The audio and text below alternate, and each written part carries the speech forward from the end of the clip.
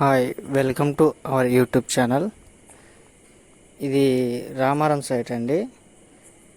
Wiring, POP, fall ceiling ఇవన్నీ చేసుకున్న తర్వాత వర్క్ ఎలా ఏంది అని చెప్పనేసి అన్నా కదండి.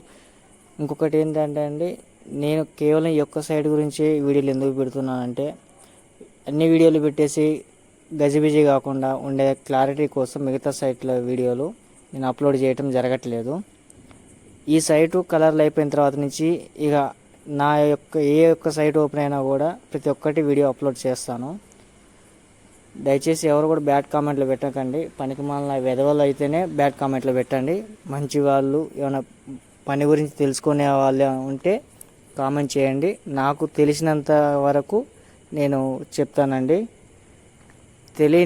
తెలియదని చెప్తాను, తెలిసింది తెలుసని మాత్రమే చెప్తాను. ఇది వాల్ పుట్టి అండి. వాల్ పుట్టి సీలింగ్ అయిపోయింది. ఫస్ట్ వైరింగు, తర్వాత సీలింగు, వాల్ పుట్టి ఎక్కిస్తున్నారు. చూడండి, చూయించే కాడ ఈ కోణాల దగ్గర మాత్రం జాగ్రత్తగా చూసుకోవాలండి. మనకు పని కనిపించేది అక్కడనే. అక్కడ అతను ట్యూబ్ లైట్ పెట్టుకొని పేపర్ కొడుతున్నాడు కదండి. పుట్టి ఎక్కించేదానికన్నా ఈ పేపర్ కొట్టేదే పనితనం అండి. దయచేసి ఎవరైనా కూడా వాళ్ళు ఏమైనా లైట్లు ప్రొవైడ్ చేయమని అడిగితే మాత్రం ఒక లైట్ అడిగినా మీరు కుదిరితే 2-3 లైట్లు ఇవ్వండి. ఎందుకు అంటే అది ఆ లైట్కు దగ్గర పెట్టినప్పుడు మాత్రమే కనిపిస్తాయండి. ఇప్పుడు వాళ్ళు చేయబెట్టిన కాడ చూడండి, బరక కనిపిస్తుంది.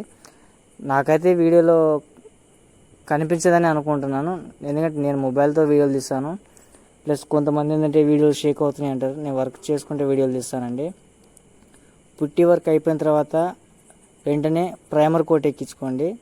ఈ ప్రైమర్ ఎందుకు ఎక్కియాలంటే ఈ పుట్టి అనేది పౌడర్ టైప్లో ఉంటుంది. ప్రైమర్ ఎక్కించకుండా మనం డైరెక్ట్ కలర్ ఎక్కిస్తే కలర్ అనేది డిమ్ అయిపోయి డల్ అవుతుందండి. మేము ప్రతి సైట్లో కంపల్సరీ వాల్ పుట్టి ఎక్కించిన తర్వాత ప్రైమర్ ఎక్కిస్తామండి. అంటే బిల్డర్లు ఎక్కియాలని చెప్పి అనుకోవచ్చు, కొందరు మాత్రమే బిల్డర్లు అలా చేయరండి. మ్యాక్సిమం దీని విధానం తెలిసిన ప్రతి ఒక్కరు ఫస్ట్ ప్రైమరే వేస్తారు. ఎందుకంటే ఇది వచ్చేసి తక్కువ కాస్ట్ పడుతుందండి. ఒక బకెట్ వచ్చేసి 800 నుంచి 1300 లోపు ఉంటుందండి ప్రైమరు. మామూలు అయితే 800కి వచ్చేస్తుంది. కంపెనీది కావాలంటే మాత్రం 1300-1390 రూపాయలు అట్లుంటుంది. కలర్ వచ్చేసి మనకు 1 లీటర్ 180 రూపాయలు 190 రూపాయలు ఉంటుందండి. అంటే ఇది 1500 డివైడెడ్ బై 20 లీటర్లు వేసుకున్నా కూడా మీకు కలర్ కంటే కాస్ట్ తక్కువ. అంచేత ఎవరైనా కూడా ఫస్ట్ ప్రైమర్ వేసుకోండి. ఈ రూఫ్లో కానీ సీలింగ్లకు కానీ ప్రతి ఒక్కటి ప్రైమర్ వేసుకున్న తర్వాతనే దయచేసి కలర్లు వేసుకోండి. మీకు కలర్ అనేది డల్ కాకుండా ఉంటుంది, బాగుంటుంది. ఇంకొకటి ఏంటంటే కొంతమంది యజమానులు రాయల్ అని అల్టిమా అని హై కాస్ట్కి వెళ్తారండి. ఉదాహరణ అండి, నేను ఏ బిల్డర్ అయినా కూడా లోపల ఏషియన్ ట్రాక్టర్ మెషిన్తో కలర్ వేసిస్తారు, బయట ఏషియన్ ఏసీతో కలర్ వేసిస్తారండి. ఇప్పుడు ఉదాహరణ మేము ఏషియన్ ట్రాక్టర్ ఏషియన్ ఏసీతో వేస్తే సరే మినిమం ఒక 5-6 సంవత్సరాలు గ్యారంటీ డల్ అయితే అవ్వదు. ప్రైమర్ కోట్ వేస్తే మాత్రం, వేయకుండా అయితే మాత్రం డల్ అవుతుంది. అది నేను చెప్పేది కాదు.